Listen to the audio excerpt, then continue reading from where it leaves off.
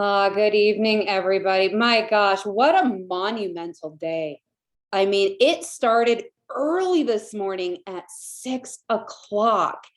Wow, just with massive momentum. And it has been nonstop. Put a one in the chat if your day has been literally just nonstop, filled of heart deposits, heart work, and doing the hard work. You guys, it has been such an epic day. But like it started off at 6 a.m. Community time was absolutely epic. I mean, this panel of these four physicians really sharing really their heart, what this has done, talking about really the new era and the third era of medicine and how we get to be a part of that in proactive health and just seeing it bigger. So tonight, you guys, we have the honor and the privilege to have an incredible woman. I really think of her as a dear close friend of mine. We were just talking before we let you guys all in. And she just lights up the room. So I want to ask you guys, if you haven't been seeing it bigger, can you open up your hearts just a little bit tonight and hear an incredible story from Presidential Director Rachel Richards tonight, you guys. She's going to spend 30 minutes. I could do this amazing long introduction and tell you all about her, but I want her to share her story in her own words tonight, just on what this has done for her, her family, and those around her. So Rachel, sweetheart, are you there? Oh, there we go. All right. Thank you so much. And you guys, as you know, you have an incredible leader. She truly is a true North leader, and I enjoy being on trainings with her. And so just what a joy for all of you to be led by her. So cool. As you think about like, okay, where did I start, right? Did I start where I am right now? Heck no. I started with limiting beliefs, a lot of concepts. I'm going to share some of my concepts with you tonight. I think they're important. I think we got to talk about the hard stuff. I think we got to talk about how we get through that and really, relate to one another through that real talk.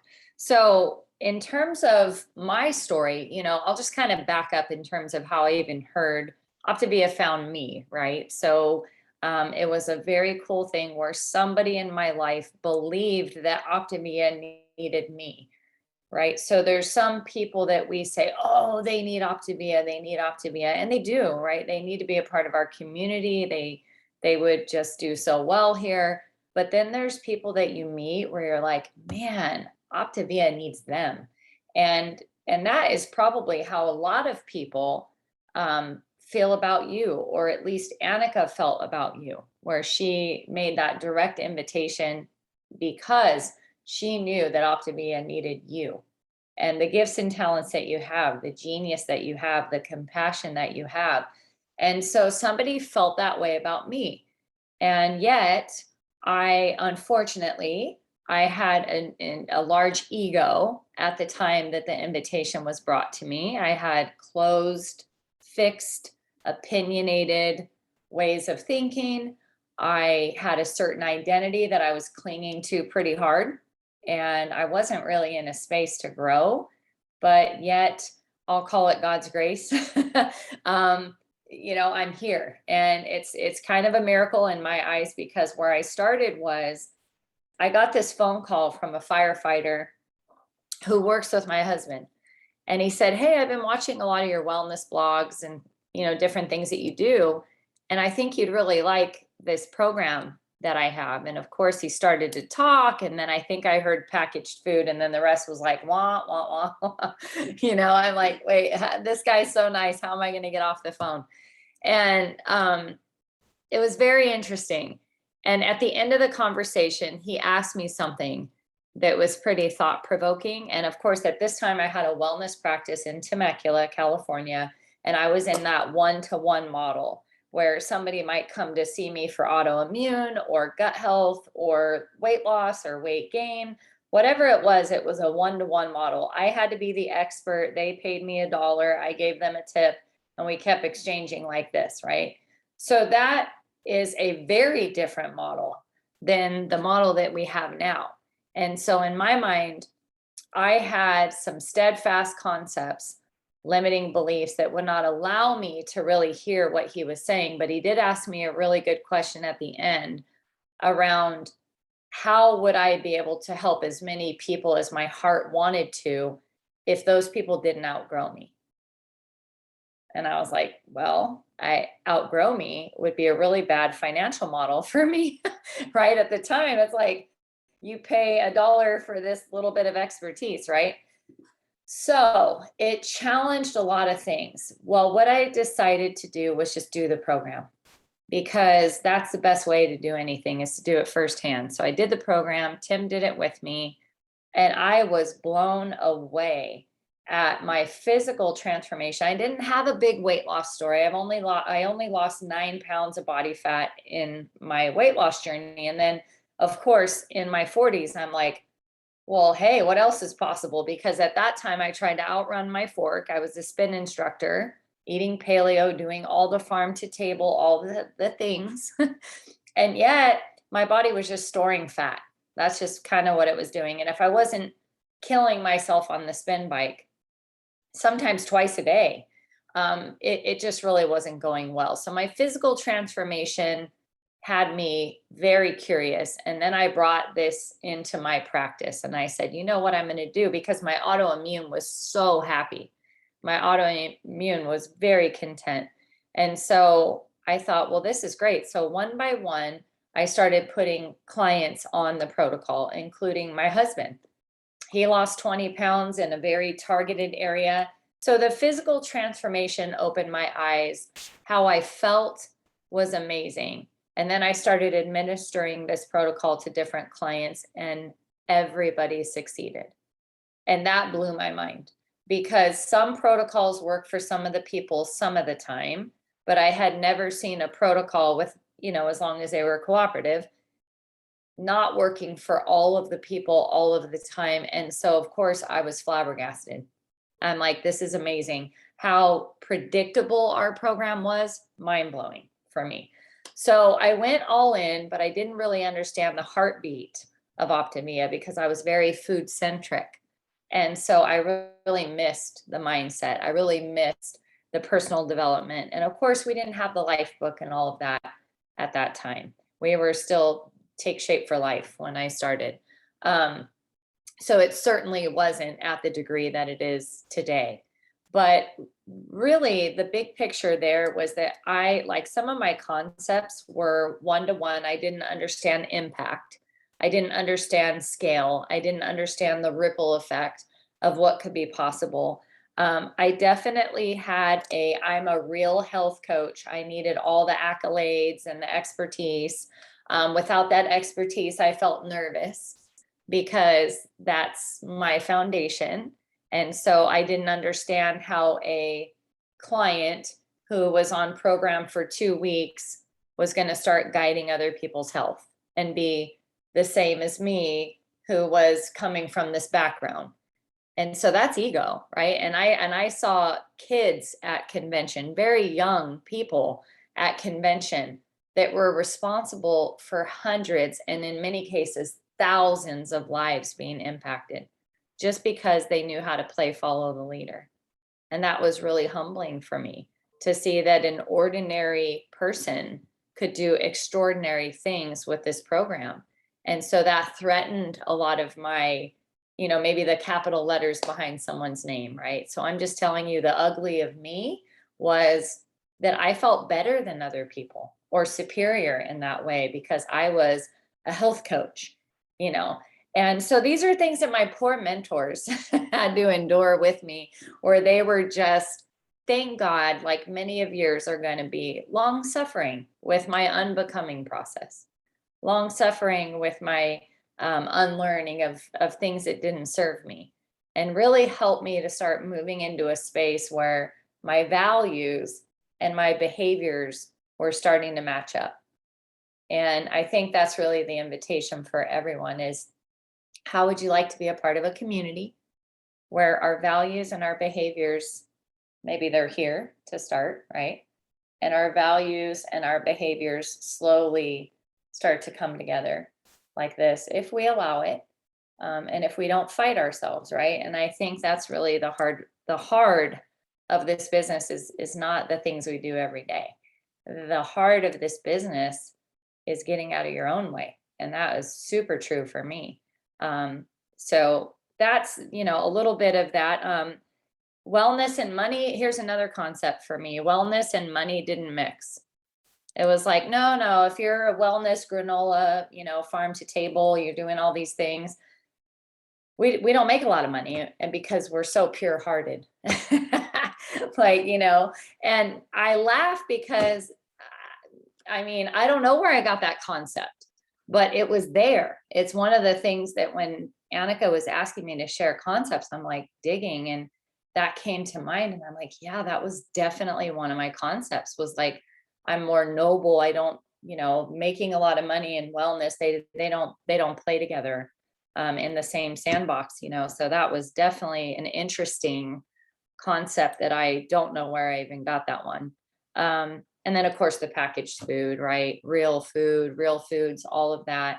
And the more I educated myself and saw that, what, if people could do that, they would do that. And the truth of it was that we need to give people quick wins so they can do the behavioral. And we need to give them simplicity so they can work on the 3.5 pounds, neck up that's getting in their way. And if they could do all that real raw food, portion control, macros, caloric deficit, TEE, they would have. They're lost, they're overwhelmed, and they can't. And so coming to terms with society's points of failures is very important, that we don't fool ourselves. And we know that, like, busy is the badge, right? Busy is the badge that all of my clients were wearing. And so yet I was asking them to cook 6 times a day and do meal prep and bento boxes and supplementation and all of the things. And then surprised when they failed and went back to what was comfortable. It was entirely too much responsibility for them to take on, especially when they didn't feel good, right? We forget that people don't feel good when they start, and to strap them with all of that, not intentionally, but that was some of the stuff that I stepped back and said, wow, we make that so much easier. So those were my concepts. One by one, they've been dismantled with my mentor team, by getting on trainings and doing the personal development. One by one. I no longer believe those things. And I firmly and fully believe in the mission and vision that Dr. A had when he bet the farm and left medicine for this program. I fully believe in it. I jump out of bed every morning to do this. And I have had some really hard seasons, where I had every right to stop or quit. If you were my mentor and I came to you and I said, hey, look, I'm trying to build this business, but my daughter's dying. My daughter has a serious drug addiction and she's overdosing, and I just don't have time to do this. I need to step away and I need to do these things. And at the same time, Optavia was the only thing that gave me the time freedom and the income and the personal development to not fall apart when all of that was happening, and to be able to press into the best programs for her and find the best therapist and work with the best people and have the resources and the time freedom to do that. And I just thank God that I didn't quit. But there has been so many obstacles in our path of getting to presidential. Wasn't easy. It was definitely challenging. And there were days where I thought about quitting, but then I remembered that I can do hard things, and I did hard things for years. And I think that's where my shift really came from, is I thought, Rachel, there was a time where you suffered with autoimmune. There was a time where you flew all over building someone else's dreams. Before I was in wellness, I was a corporate trainer and keynote speaker, and I used to fly all over the world training and missing everything in my family. And I thought, you did that hard stuff. How about we do some hard stuff that shows up for your family. So I had the evidence that I could do hard things. And so I thought, you know what? I'm not gonna quit. I'm just not gonna quit. And we went to an event. It was Go Global. And I told my husband, I said, I'm gonna give this 5 years and I'm gonna treat it just like I treated corporate America. And I'm going to have business hours and I'm going to structure this as if it is a career, right? A job, like the same energy and passion that I gave to building everyone else's dreams. I told him, I said, I'm going to give it 5 years of being all in. And then I'll know. Like if it doesn't work and you give something 5 to 7 years of being completely all in, then you know, right? Maybe it's not, maybe it isn't for you. But I said, I'm going to know that I know that I know that that was my answer. I'm not going to sit back and think, well, I wonder if that would have worked out if I would have went, 2 feet in. I didn't want to wonder that. I didn't want to watch other people advance that, quite frankly, were younger than me, and maybe they just played a better game of follow the leader than I did and were more coachable, because they were definitely proving out the systems. And I was struggling with systems because I was hero coaching and I had to unlearn all that stuff from my practice and learn how to coach our systems and empower people. And so it was a big learning curve for me. A lot of people say, well, you were successful because you came from this. And I'm like, no, that was to my detriment because I overthought it. I overshot it. I complicated everything because that's truly who I was. That's truly who I was. So I had to unbecome that in order, in order to be successful. So, a couple things in regards to that. I think what we do a lot is we say, well, I'm going to put 1 foot in and see how this goes, and then we'll see. And like I said, at that event, I was like, I can't afford to do that. In order for me to know that I know that I know, I need to go all in, and then I'll know. And so this is the thinking. We do things like this and we say both feet in. So basically I want you to think about this. Both feet in and we'll see if it works out, right? Or 1 foot in and we'll see if it works out. That's usually our line of thought. But what about both feet in and it will always work out? Because when you're both feet in, it's really hard for something not to work out because you're committed. There was the day I bought my kit, possession of my kit. And then there was the day I took ownership of it, right? Totally 2 different days. I don't know with each of you, if you possess your business, quite literally, or if you've owned it yet. But the day that you own it is the day that everything changes. Literally everything changes, because that mindset is truly what has to happen in order for you to ever know if it is or isn't going to work out.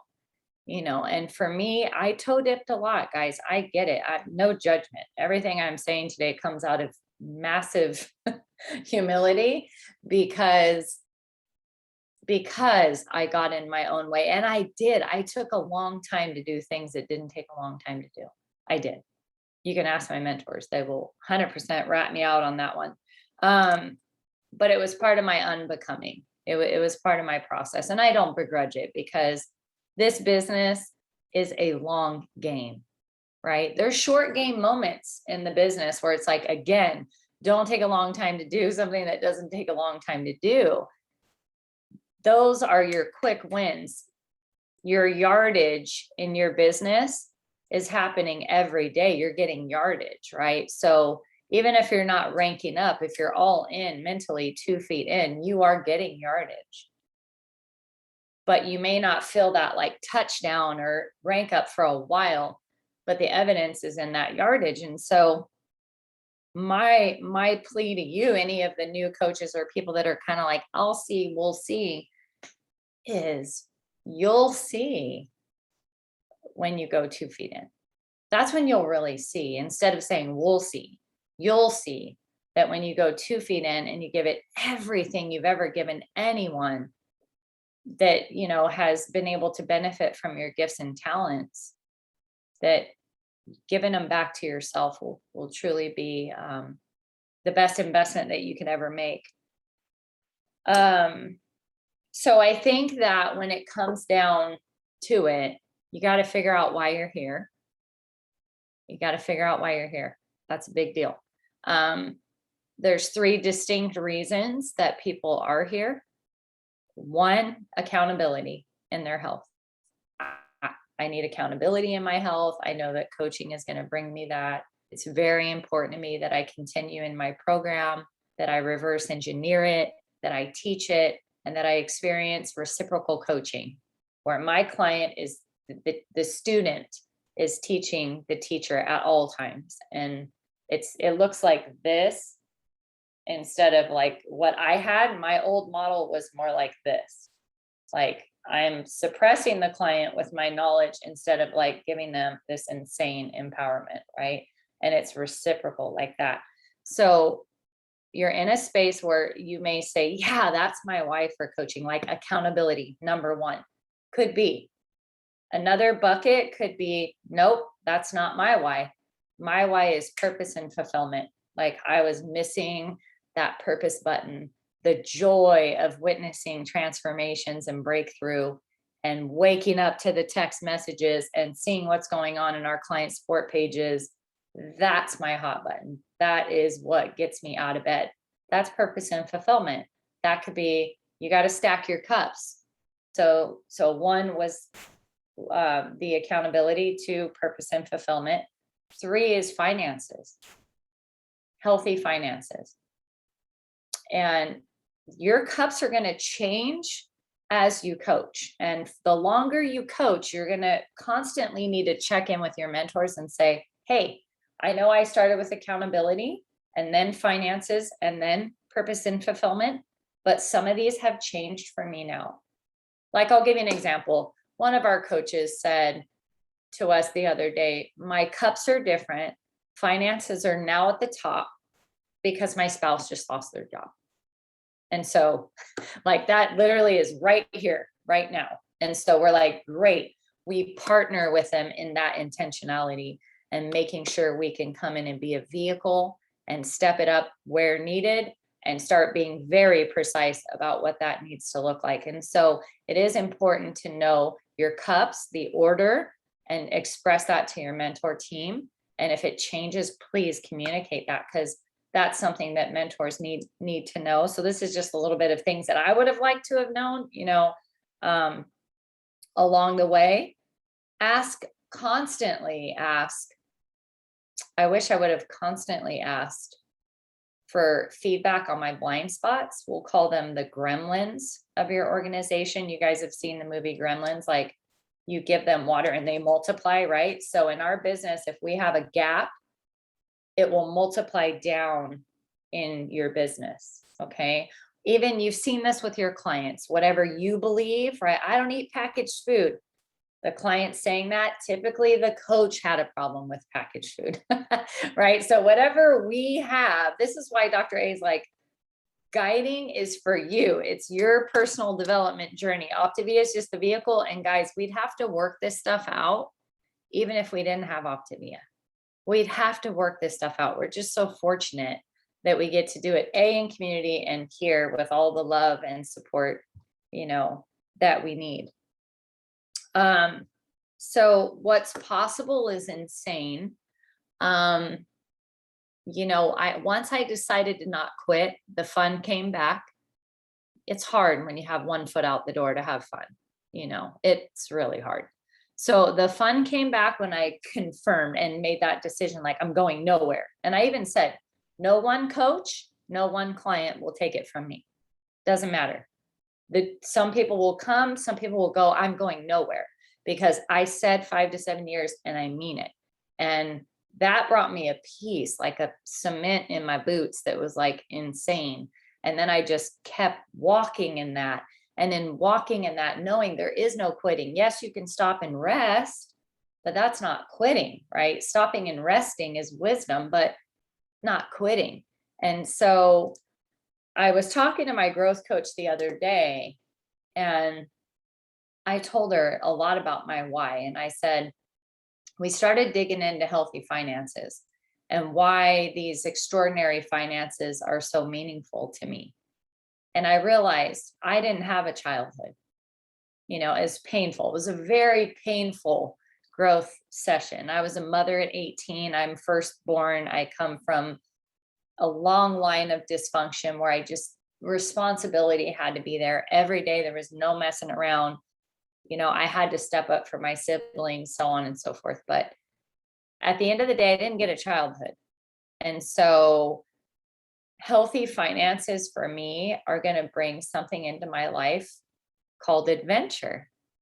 And it's funny, I'll show you these cups back here. So this is a little like reminder of what I'm building now. It's just one of those camping cups, right? But I want one of these super fancy glamper vans that you can cruise around in. And when my son graduates, my husband and I are just going to drive all over and hang out with coaches and do healthy happy hours. And we're just going to wake up wherever we're at and train from there. And that sounds extraordinary. It sounds uncommon, right? Well, 4 years later, we have an uncommon freedom. I mean, sometimes we look in the back office and I'm like, this is ridiculous. I'm playing, I'm having fun. I went through some really messy seasons, 17, 18 calls a day, like been there, done that. But you have a rite of passage that's awaiting for you and waiting for you. And you will have time freedom if you can persevere through the ebbs and flows of our business and do that personal development. A very, very uncommon time freedom awaits you if you'll persevere. So I hope some of what I said resonates with you guys. I feel like I threw a lot at you, but I only had a half an hour and I'm an overshare. So Sweetheart, thank you so much. And I appreciate you so much because I know so many of us are looking to challenge the status quo of what our life has been. And that's the opportunity that we get to be a part of, is to change our stars in so many ways. absolutely. Thank you guys for having me. I go for it. I mean, 2 feet in, you never know. You'll never know, right? Until you just go for it and give it a concerted amount of time and chase your dreams along with your mentors. Don't be afraid to ask them what your blind spots are. I wish I would have asked that more. That's what I was starting to tell you, and I lost my train of thought. But our gremlins, we can't see our gremlins. We have to ask someone else, do you see anything in my business that could shut me down or make this harder than it needs to be? That's such a humbling question that should be asked often. And just know that anything given back is given in love. So yeah, thank you guys. Thank you for giving in love. I know you got to go. Thank Yeah. you so much, sweetheart. We Oh, appreciate you. thank you. Thank you all. Take care. Good night, everyone. You guys, absolutely love that woman. I mean, put one or two things that really hit home for you tonight that Rachel spoke into. I mean, spending time with her is like somebody just breathing life into you constantly. And this is what we get to be a part of every single day. So I really want you to sit and reflect. Today has been a day of thinking about our why. We start off this morning with that, about why are we here? And I don't want you just to ask yourself, why are we here in Optavia? But why are you here? What do you want out of this life? We are not promised tomorrow. How do we want to live every single moment of our life? What do we want our future to look like? And are we going to allow this vehicle to help us get to where we want to be? The decision is, simply put, ours. It's whether or not we have the desire and the drive to go help people live their best lives and allow us to invest in ourselves and do the same. So tonight, you guys, thank you so much for hopping in. We will get the replay and we will see you later this week. Hopefully tomorrow morning, we'll see you on the 6 a.m. Momentum Live. Bye, guys.